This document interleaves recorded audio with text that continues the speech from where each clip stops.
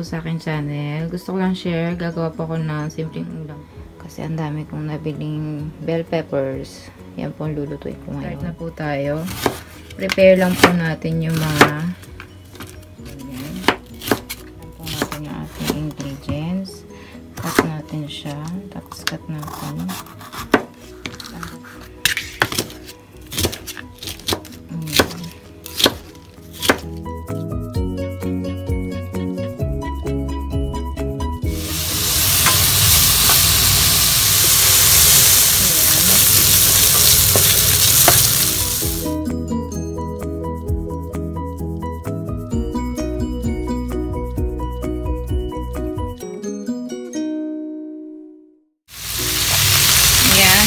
Guys, lutuin lang natin siya.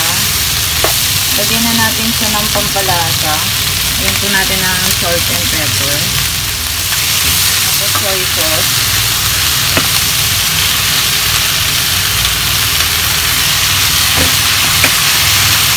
Ayan. Tapos mga 2 to 3 minutes lang, luto na po ito.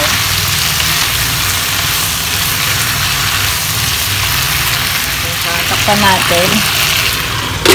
Balikan natin after 2 minutes. Ayan guys, check natin. Ayan, luto na ito. Ayan. Yummy, yummy.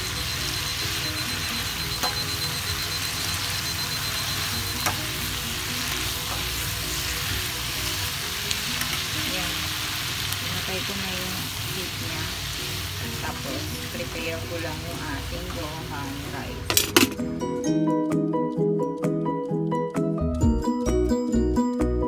Ayan guys, luto na po siya. Kain po tayo. Tadakimasu.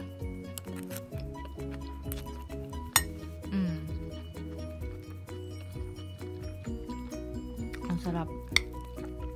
Manamis-namis. Kain tayo guys. Ang sarap niya, matamis yung onion tsaka bell pepper. Kain tayo.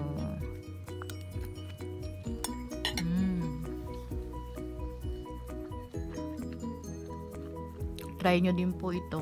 Napaka-simple, napakadaling gawin. Thank you for watching. Please like and subscribe po. Bye!